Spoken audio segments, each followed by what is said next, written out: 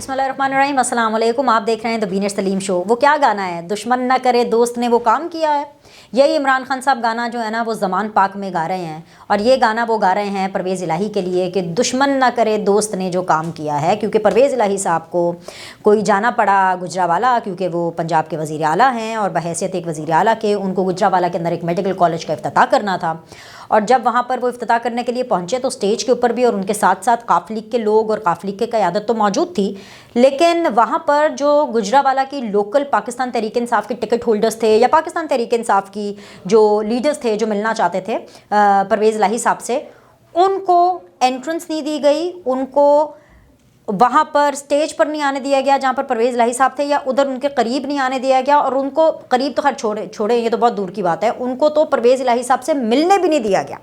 और फिर ये हुआ कि जो गुजरावाला के अंदर जो है WWF हुई, मतलब WWF ही होनी थी ना, क्योंकि PTI के जो लोकल क़यादत थी, ticket holders and the members of PTI, उन्होंने जो परवेज़ इलाही साहब की सिक्योरिटी थी उनके साथ खूब लड़ाइयाँ की। और सिक्योरिटी से भला कोई जीत सकता है?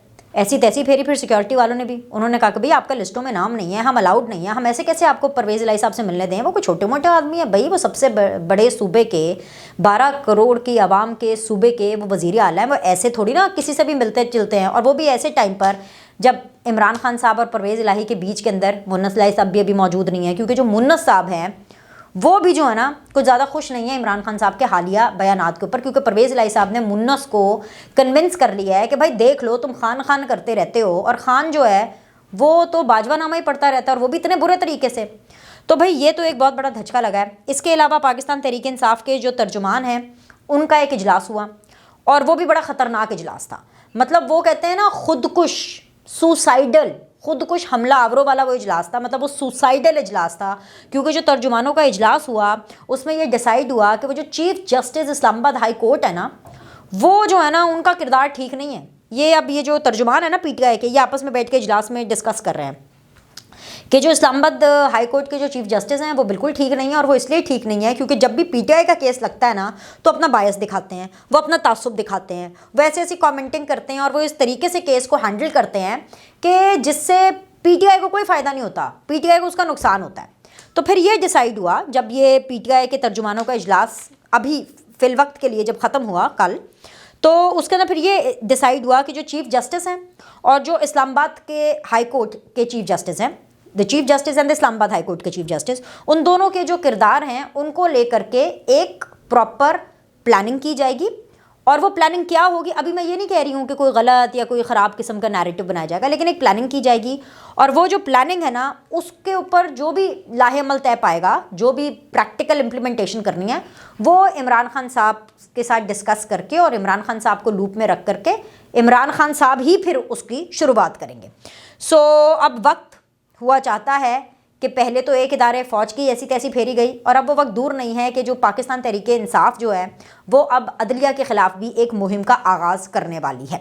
अच्छा, ये दोनों ख़बरें बहुत ज़्यादा इंपॉर्टेंट हैं। इसके अलावा अगले 2 दिन इमरान खान के ऊपर बहुत ज़्यादा भारी हैं, बहुत ज़्यादा काम करते हुए आपको वो दिखाई देंगे, बहुत ज़्यादा उनका दिमाग टिक टिक टिक टिक टिक टिक चलते रहना है। उन सारी चीज़ों पर भी हम बात करेंगे आगे चल के, लेकिन सबसे पहले यहाँ पर मैं आपको ये बता दूँ कि वो जो बुशरा बीबी साहिबा को जो बिशारतें हुआ करती थीं, वो बिशारतें कैसे हुआ करती थीं और कैसे वो बिशारतें सच होती थी, वो मैं आपको बता दूँ। क्योंकि जो पीर हैं उनके पीर भी जो है वो 2 नंबर निकले। मतलब वो पूरा का पूरा रॉन्ग नंबर होता है ना, जो ये पूरा का पूरा रॉन्ग नंबर गैंग है एक। अब आपने इसकी ना तफसील बहुत तसल्ली से बहुत आराम से सुननी है। हुआ ये है कि भाई आपको याद होगा कि कुछ दिन पहले जब प्राइम मिनिस्टर शहबाज शरीफ साहब की ऑडियो लीक्स आई, वही मरीम नवाज़ वाली, तो उसके बाद जाहिर सी बात इंक्वायरी का कहा गया। इंक्वायरी हुई, इंक्वायरी में पता चला कि जो शहबाज शरीफ प्राइम मिनिस्टर के जो ADC हैं जिनका नाम है मेजर अरसलान, वो मुर्तकिब पाए गए हैं।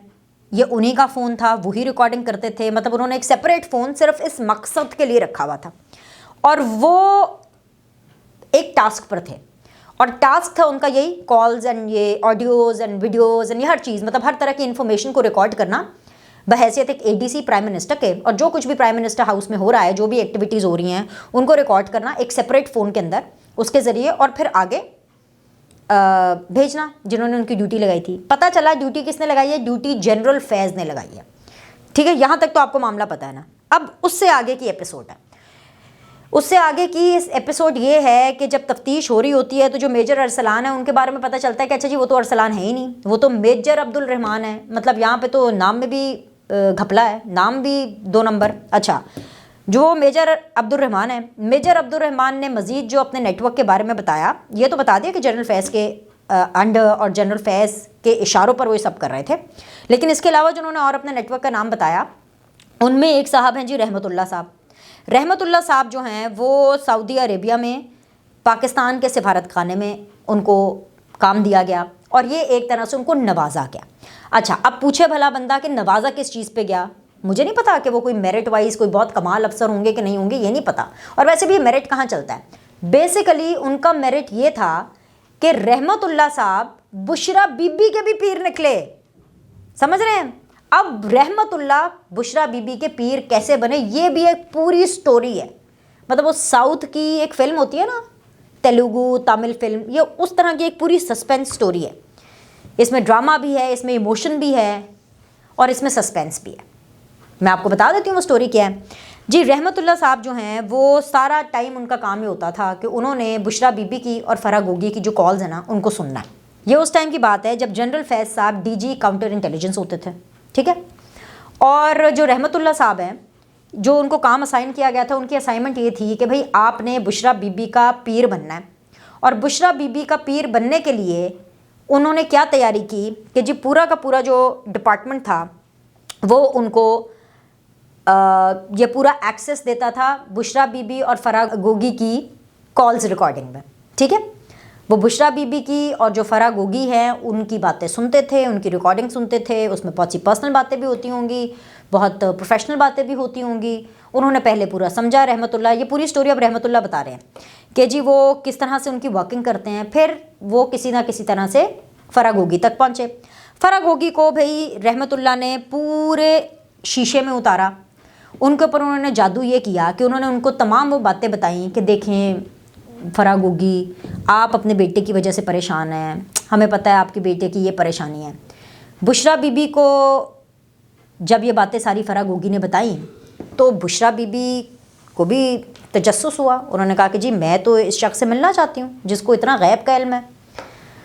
उसके बाद रहमतुल्लाह साहब का एक्सेस बुशरा बीबी को मिला और फिर उन्होंने बुशरा बीबी को शीशे में कैसे उतारा, वही कॉल रिकॉर्डिंग सुन सुन कर, उनकी जासूसी कर कर कर, जो कि उनको असाइनमेंट मिला गया था कि पूरा का पूरा एक नेटवर्क काम कर रहा था। जनरल फैज़ उनको बहैसियत डीजीसी उनको पूरा का पूरा फैसिलिटेट कर रहे थे। ये उन्हीं का बिछाया हुआ शतरंज का एक खेल था। और जनरल फैज़ के बारे में मैंने पहले से यही सुना था जब वो अभी डीजीआई नहीं बने थे कि जी वो बड़े एम्बिशियस, बहुत प्रोफेशनल किस्म के ऑफिसर हैं।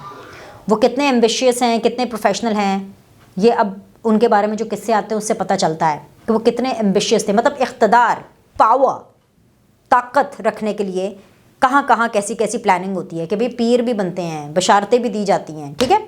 उसके बाद जी जनरल फैज़ साहब क्योंकि तमाम तर हेल्प कर रहे थे तो रहमतुल्लाह ने फिर बुशरा बीबी को बताया कि भाई आपके साबिका जो खावंद हैं उनके ये मसाइल थे, आपकी साबिका लाइफ में ये मसाइल थे और आपकी प्रेजेंट लाइफ में ये मसाइल हैं और ख़ान साहब के लिए ये ठीक है और ये गलत है। यहाँ से बुशरा बीबी की बशारतों का सिलसिला शुरू हुआ। फिर उन्होंने जो इन्फॉर्मेशन रहमतुल्लाह, क्योंकि रहमतुल्लाह तो उनके लिए पीर थे, जो रहमतुल्लाह पीर साहब बुशरा बीबी पीरनी को इन्फॉर्मेशन देते थे वो बुशरा बीबी पीरनी अपनी बिशारत कह करके इमरान खान को देती थी। और ऐसे इमरान खान साहब एक पीरी मुरीदी फ़कीरी के इस झांसे में फंसते चले गए कि वो बुशरा बीबी के ऊपर आंखें बंद कर कर एतमाद करना शुरू कर दिया। उसके बाद जब मामला आया जनरल आसिम मुनीर साहब का, तो जनरल फैज़ ने जो सारी इन्फॉर्मेशन रहमतुल्लाह को दी और जो रहमतुल्लाह को इन्फॉर्मेशन टेलीफोन रिकॉर्डिंग से और इदारे से मिलती थी वो सारी इन्फॉर्मेशन वो बुशरा बीबी को देते थे। जैसे कि मानिका फैमिली के ख़िलाफ़ जो तमाम तर करप्शन की फ़ाइलें थीं उसके बारे में बताया बुशरा बीबी को कि भाई अभी तो आपके जो साबिक हस्बैंड हैं और जो आपकी फ़ैमिली है उसके ऊपर तो अभी हाथ पड़ने वाला और ठीक ठाक हाथ पड़ने वाला है, उनकी मुश्किल आने वाली है, उनके ऊपर शनि आने वाला है। ऐसा करें आप सदका भी दे दें और साथ ही साथ आप ये काम करें। बुशरा बीबी ने कहा हो अच्छा ये बात तो बिल्कुल ठीक है। तो वो ऐसी सारी बातें आगे इमरान खान को भी बताया करती थी जिसकी वजह से इमरान खान अभी तक बुशरा बीबी का जादू इमरान खान के सर चढ़कर बोल रहा है, और वो इन्हीं बिशारतों की वजह से, वो बिशारतें जो कि बेसिकली एजेंसियाँ ही कराती थी। आप समझ रहे हैं कि बेसिकली तो मास्टरमाइंड तो जनरल फैज़ निकले ना। जनरल फैज़ पीरों का भी पीर, बुशरा बीबी और रहमतुल्लाह, बुशरा बीबी के पीर का भी पीर जनरल फैज़। सीधी सी बात है। जनरल आसिम मुनीर का पत्ता साफ कराया गया ये कह करके कि भाई जनरल आसिम मुनीर जो हैं वो तो बहुत तंग करने वाले हैं, तो लिहाजा जो रहमतुल्लाह यानी कि जो हमारे पीर साहब हैं, बुशरा बीबी ने इमरान खान को कहा कि नहीं जी, जो हमारे पीर साहब हैं, बाबा जी ने ये कहा है कि ये हमें जनरल आसिम जो है तंग करने वाले हैं, जब ये आर्मी चीफ बन जाएंगे तो हमें जनरल फैज़ चाहिए। यानी बेसिकली जनरल फैज़ अपनी फील्डिंग कर रहे थे। ये वो कहानी है जिसके अंदर सस्पेंस और इमोशन किसका फ़र्क होगी कि इमोशन का इस्तेमाल किया गया, बुशरा बीबी के इमोशन का इस्तेमाल किया गया। सस्पेंस क्या है कि इमोशन के साथ साथ इन दोनों के लालच का भी इस्तेमाल किया गया, ठीक है। और ड्रामा ये है कि ये सब कुछ इसलिए किया गया क्योंकि जनरल फैज़ हमीद एक एम्बिशियस ऑफिसर थे। वो इतनी ताकत और इतनी पावर चाहते थे ताकि उनको सुकून और तसल्ली मिल सके। लेकिन शायद जनरल फैज़ ये भूल गए थे कि जब एक मिशन कंप्लीट होता है तो उसके बाद तलब और बढ़ जाती है, उसके बाद लालच और बढ़ जाती है, दिल मांगे मोर। यही हुआ जनरल फैज़ के साथ। तो जनरल फैज़ को डीजीआई बना दिया गया। जब वो डीजीआई बन गए तो भाई इमरान खान के पूरे शिकंजे में, बुशरा बीबी के पूरे शिकंजे में इमरान खान साहब आ चुके थे। बेसिकली जनरल फैज़ के शिकंजे में ये सब लोग आ चुके थे। और फिर इमरान खान साहब अपने डीजीआई को नहीं छोड़ना चाहते थे, वो उनको आर्मी चीफ बनाना चाहते थे। अब ये पूरी स्टोरी हमें रहमतुल्लाह साहब ने बताई है, और हमें किस तरह से बताई है कि हमें तो सोर्सेज ने बताई है, लेकिन उन्होंने इन्वेस्टिगेशन के अंदर बताई है। तो ये अभी तक की कहानी है। इसकी जो तीसरी किस्त है वो जैसे ही आएगी वो हम आपसे फिर कभी अगले किसी वीडियो में शेयर करेंगे। लेकिन जो मैंने कहा ना कि अगले 2 दिन बहुत ज़्यादा इम्पॉर्टेंट है इमरान खान के लिए, मतलब ये तो वो जैसे होता है ना काउंटडाउन शुरू हो चुका है, वो इसलिए क्योंकि 8 तारीख को यानी कि कल पाकिस्तान तहरीक इंसाफ की पार्लिमानी पार्टी का एक इजलास होने वाला है। और ये इसलिए इजलास हो रहा है क्योंकि 9 तारीख को यानी कि परसों पंजाब असेंबली का सेशन है, और ये वो सेशन है जिसके अंदर इमरान खान ये चाहते हैं कि हर हालत में एतमाद का वोट लिया जाए। इमरान खान एतमाद का वोट दिलवाना चाहते हैं, परवेज़ इलाही एतमाद का वोट नहीं लेना चाहते हैं। परवेज़ इलाही ने पिछले 2 दिनों में जो कार्रवाइयाँ की वो मैं आपको बता चुकी हूँ। लोगों से नहीं मिल रहे हैं, शटअप कॉल दे रहे हैं, इनको इनकी औकात दिखा रहे हैं, गुजरावाला जाते हैं वहाँ नहीं मिलते पीटीआई की क़यादत से। सो परवेज़ इलाही ने अब अपने पत्ते खुलकर शो करने शुरू कर दिए हैं, राहें जुदा हो गई हैं, ठीक है। और इमरान खान की मुसीबतों में इजाफा हो गया है क्योंकि अब वो जो ब्रिज है जिसने इमरान खान और काफ लीग के बीच में, यानी इमरान खान और परवेज़ इलाही के बीच में एक ब्रिज का किरदार अदा करना था, वो मुन्नस, और वो भी आउट ऑफ साइट है एंड आउट ऑफ माइंड है इस पूरे केस के अंदर।